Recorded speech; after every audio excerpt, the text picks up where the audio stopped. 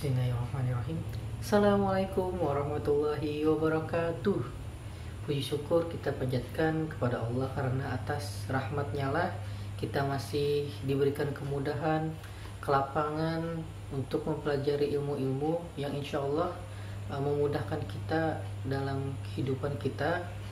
Dan salawat serta salam mari kita sama-sama ucapkan kepada junjungan kita Nabi besar Muhammad SAW. Allahumma sholli wa sallim alaihi.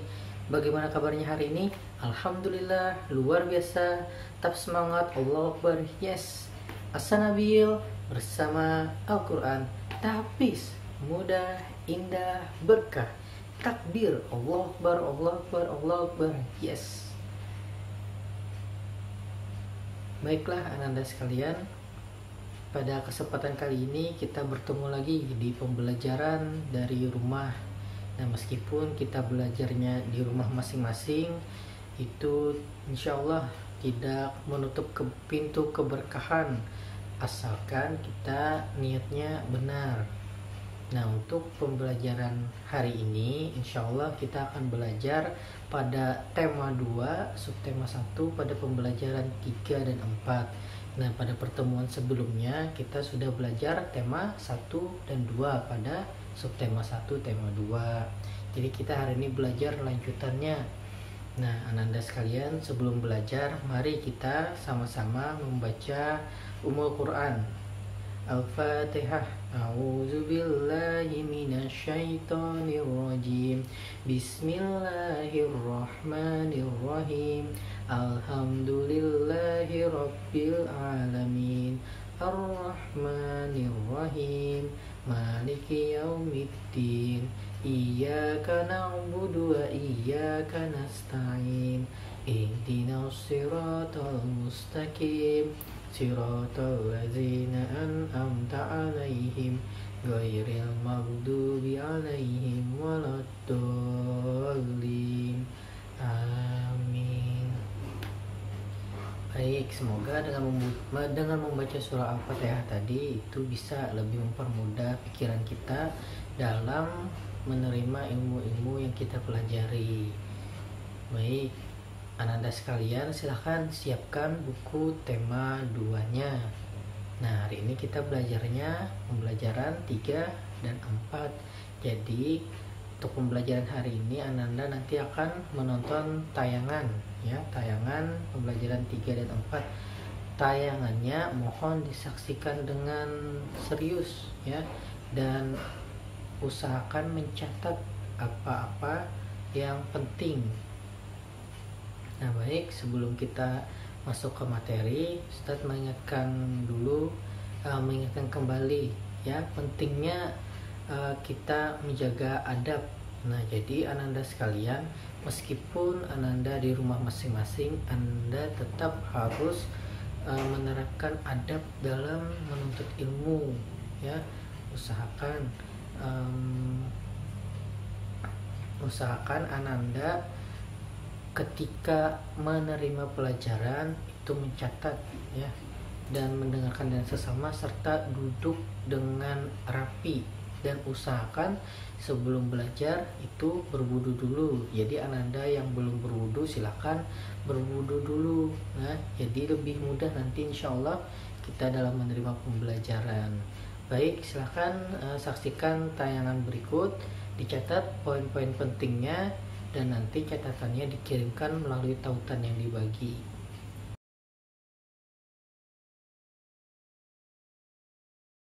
Kemarin kita sudah membahas tentang hidup rukun. Kita tahu bahwa hidup rukun merupakan impian setiap warga negara.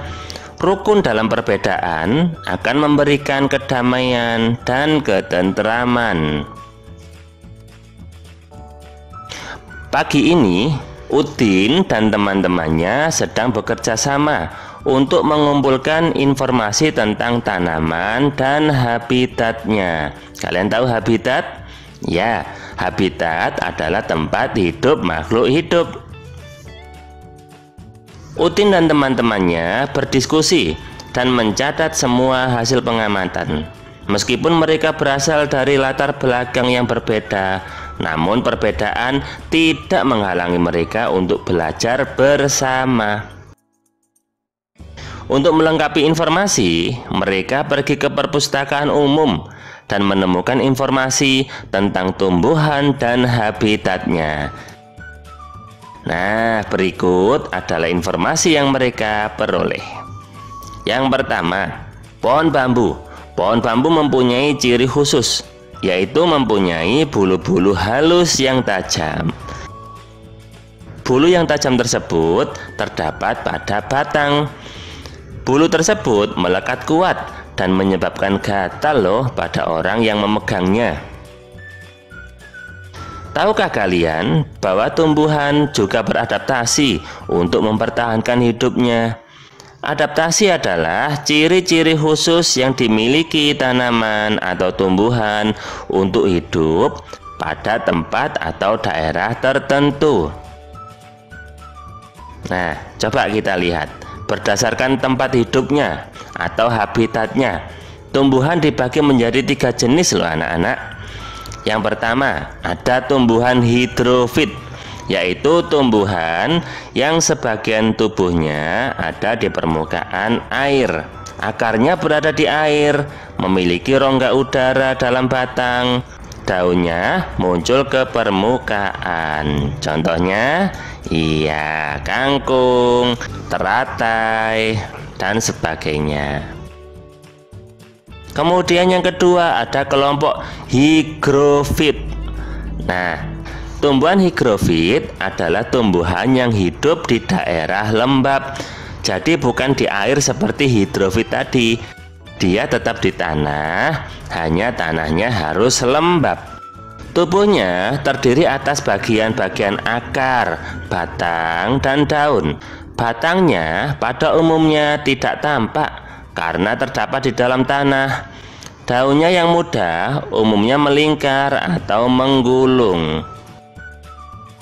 Kelompok yang ketiga ada kelompok xerofit. Tumbuhan ini biasanya hidup di daerah yang kering. Cirinya dia mempunyai daun yang tebal, sempit, kadang-kadang bentuk daunnya berubah menjadi bentuk duri, sisik, atau bahkan tidak mempunyai daun. Batangnya tebal dan mempunyai jaringan untuk menyimpan air. Akarnya panjang karena untuk mencari sumber-sumber air. Contoh tumbuhan yang hidup di daerah kering atau xerofit adalah lidah buaya, kaktus, dan sebagainya. Nah, anak-anakku yang hebat, untuk dapat bertahan hidup, tumbuhan perlu menyesuaikan dan melindungi diri. Bagaimana tumbuhan tersebut beradaptasi dengan lingkungannya? Sekarang saatnya kamu menggali informasi lebih banyak lagi dari berbagai sumber tentang cara tumbuhan menyesuaikan dan melindungi diri. Kamu bisa bertanya kepada orang dewasa yang ada di sekitarmu, bisa membaca buku, koran, majalah, internet, atau dari narasumber yang lain. Tugas kalian, pilihlah satu jenis tumbuhan yang kamu amati terkait habitat dan cara melindungi diri. Kemudian masukkan ke dalam flyer berikut ini. Contoh cara tumbuhan menyesuaikan diri. Yang pertama adalah tumbuhan kaktus. Dia menyesuaikan diri dengan daunnya berubah menjadi duri. Tujuannya untuk mengurangi penguapan. Nah, untuk tumbuhan yang lainnya silahkan kalian cari sendiri.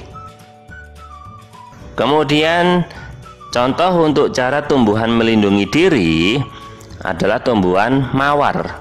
Dia melindungi diri dengan adanya duri-duri pada batangnya. Nah, ini juga sama. Untuk contoh yang lainnya silahkan kalian cari sendiri. Seperti biasanya, kalau sudah selesai mengerjakan tugas, silahkan kirim tugas kalian kepada bapak atau ibu guru.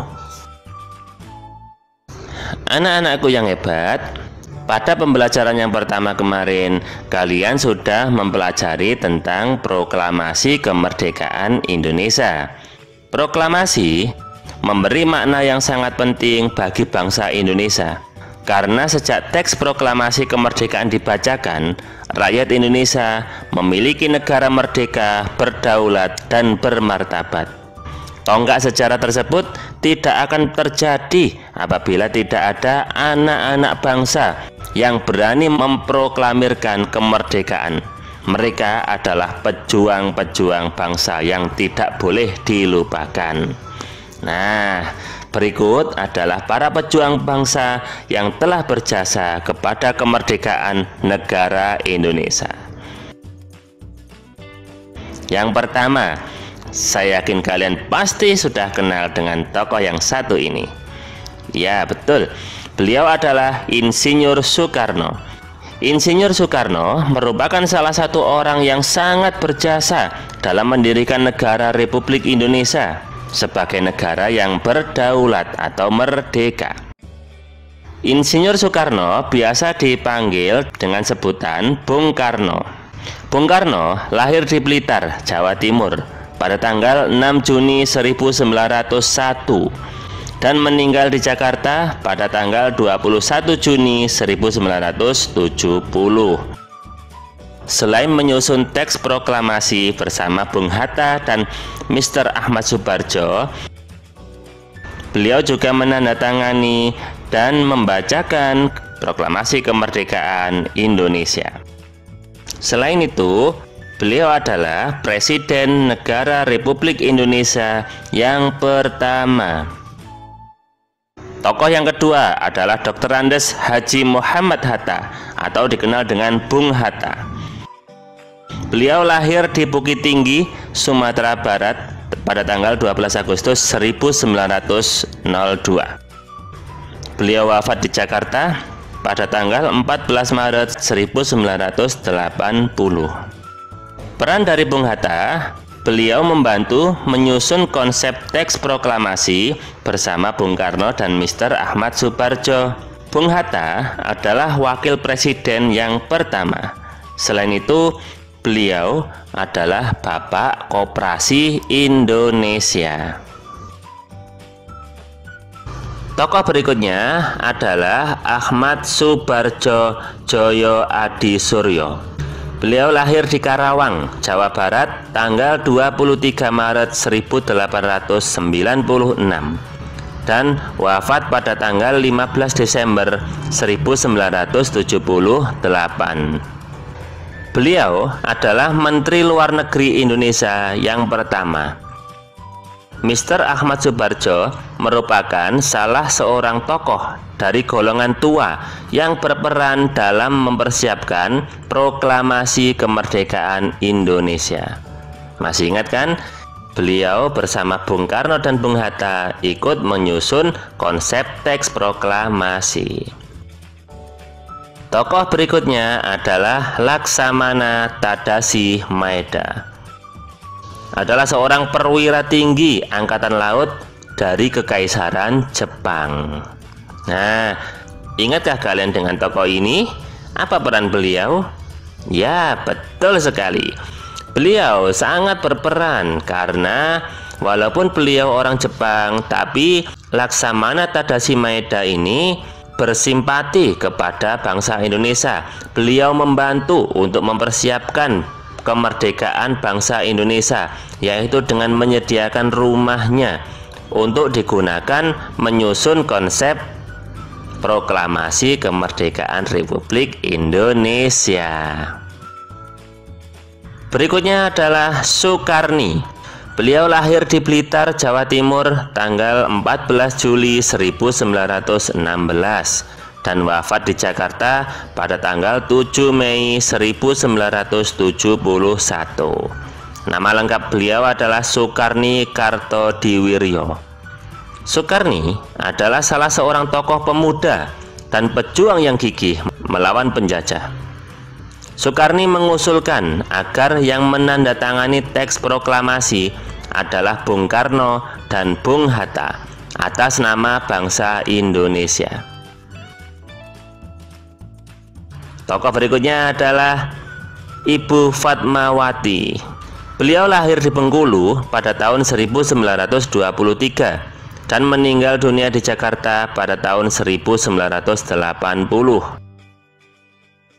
Ibu Fatmawati ini adalah istri dari Bung Karno. Peran utama dari Ibu Fatmawati, beliau adalah orang yang menjahit bendera pusaka Sang Saka Merah Putih yang dikibarkan pada upacara proklamasi kemerdekaan Indonesia.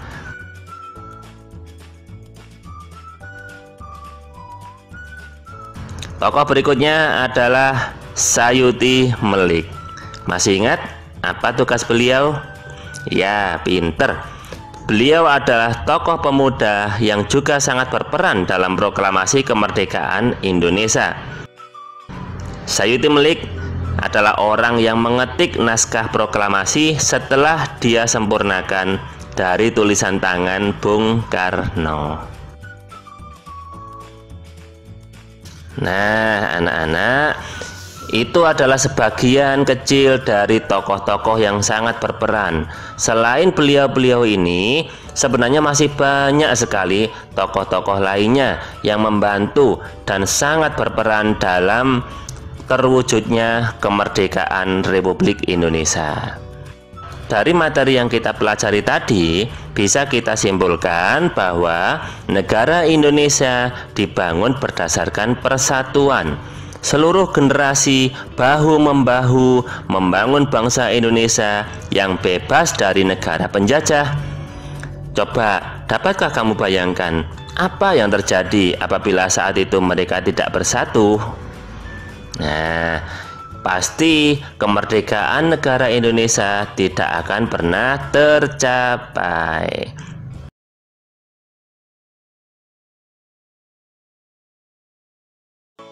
Kita sekarang memasuki tema 2, subtema yang pertama, dan pembelajaran yang keempat. Anak-anak yang hebat, materi kita masih sekitar perjuangan para tokoh-tokoh untuk merebut kemerdekaan bangsa Indonesia. Walaupun banyak perbedaan di antara mereka, tetapi mereka bisa mempersatukannya, sehingga pada akhirnya kemerdekaan pun bisa kita raih. Nah, anak-anak, begitu juga dengan saat ini, kita harus juga menjaga persatuan dan kerukunan di lingkungan tempat tinggal kita, karena itu merupakan tugas setiap warga negara, termasuk juga kita. Kenapa begitu? Karena persatuan sangat dibutuhkan untuk mencapai tujuan. Segala perbedaan yang ada kita kesampingkan untuk kepentingan bersama. Terkadang perbedaan yang dimiliki oleh suatu kelompok dapat memperkaya keputusan yang diambil. Begitu juga dengan para tokoh-tokoh pahlawan yang sudah berjuang. Pada waktu menjelang proklamasi kemerdekaan Indonesia, terdapat beberapa peristiwa penting yang perlu kita ketahui, antara lain sebagai berikut. Masih ingatkah kalian? Kita terakhir dijajah oleh bangsa Jepang. Dan pada tanggal 6 Agustus 1945, Jepang, khususnya kota Hiroshima, dijatuhi bom atom oleh Amerika Serikat. Sehingga pada waktu itu kota Hiroshima hancur lebur, banyak korban yang berjatuhan. Nah, kemudian pada tanggal 9 Agustus 1945, Insinyur Soekarno, Muhammad Hatta, dan Dr. Raji Manwedyo Diningrat diundang oleh Marsekal Terauchi untuk pergi ke Dalat, Saigon.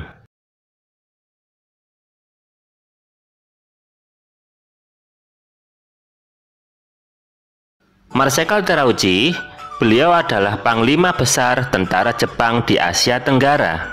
Panglima Terauchi tersebut menyampaikan informasi kepada pemerintah Indonesia bahwa Jepang akan memberikan kemerdekaan kepada bangsa Indonesia. Kenapa hal itu bisa terjadi? Itu semuanya adalah taktik dari tentara Jepang. Karena pada waktu itu tentara Jepang sedang terdesak oleh tentara sekutu. Nah, untuk menarik simpati rakyat Indonesia agar mau membantu Jepang, maka Jepang memutuskan untuk memberi hadiah kemerdekaan kepada bangsa Indonesia. Seperti yang kita bahas pada pertemuan yang lalu, adanya pertemuan antara Panglima Jepang dan pemerintah Indonesia akhirnya memicu pertentangan di dalam negeri. Masih ingat? Terjadi perbedaan pendapat antara tokoh tua dan tokoh muda. Golongan muda tidak ingin kemerdekaan Indonesia diatur oleh Jepang, apalagi diberi hadiah. Yang mereka inginkan, proses kemerdekaan Indonesia harus disiapkan oleh bangsa Indonesia sendiri tanpa ada campur tangan negara asing. Nah, anak-anak yang hebat, berdasarkan bacaan tersebut, tulislah informasi apa saja yang penting pada peta pikiran berikut. Seperti biasanya ya, apa yang sedang dibahas, kemudian mengapa hal itu terjadi, siapa saja tokoh-tokohnya, di mana kejadian-kejadiannya, kapan terjadinya, dan bagaimana peristiwa tersebut terjadi. Setelah kalian membentuk peta pikiran, kemudian diskusikan dan kembangkan peta pikiranmu menggunakan kalimatmu sendiri. Nah, setelah itu serahkan hasil pekerjaanmu kepada bapak atau ibu guru. Anak-anak yang hebat, coba sekarang kita diskusi.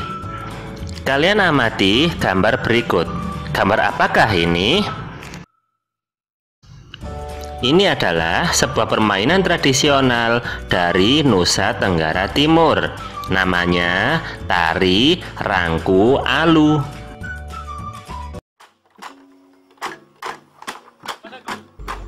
Selain sebagai sarana hiburan, permainan rangku alu juga dapat menjadi sarana edukasi loh, termasuk juga pembentukan karakter diri.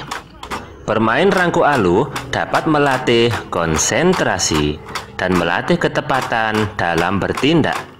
Karena tidak hanya melompat-lompat, asal-asalan, tetapi dalam permainan ini perlu fokus antara gerak kaki dan gerak bambu yang dimainkan. Kalau tidak fokus atau tidak konsentrasi, nantinya kaki pemain akan bisa terjepit atau malah terpeleset. Menarik bukan?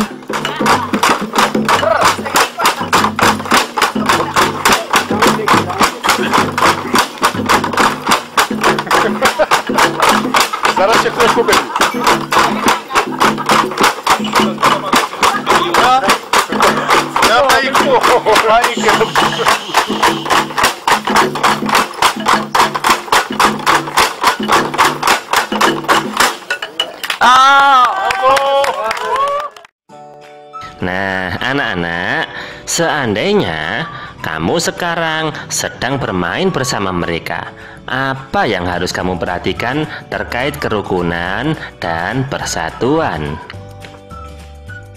Kemudian, apakah kamu telah menerapkan nilai-nilai kerukunan terkait persatuan dan kesatuan dalam kehidupanmu sehari-hari? Nah, jelaskan dan beri 3 contoh kegiatan dan perbedaan yang ada. Kemudian, apa manfaat yang kamu peroleh dari nilai-nilai tersebut? Tulislah 3 manfaat yang kamu rasakan kalau kamu selalu menerapkan nilai-nilai kerukunan. Nah, anak-anak, kalian tadi sudah belajar tentang sejarah. Kemudian juga ada pelajaran tentang permainan tradisional. Alhamdulillah, Ananda tadi sudah menyaksikan tayangan pembelajaran 3 dan 4 ya. Insya Allah semoga yang Ananda saksikan itu bisa Ananda pahami dan bisa diamalkan, dan ilmunya itu bisa berberkah ya, bisa memberikan berkah kepada Ananda dan kepada kedua orang tua Ananda maupun kepada lingkungan sekitar Ananda. Amin amin ya rabbal alamin. Baik, untuk tugas hari ini Ananda cukup mengirimkan rangkuman pembelajaran pada hari ini. Ya, silakan dikirim melalui tautan yang nanti dibagikan. Sekian untuk pembelajaran hari ini. Wassalamualaikum warahmatullahi wabarakatuh.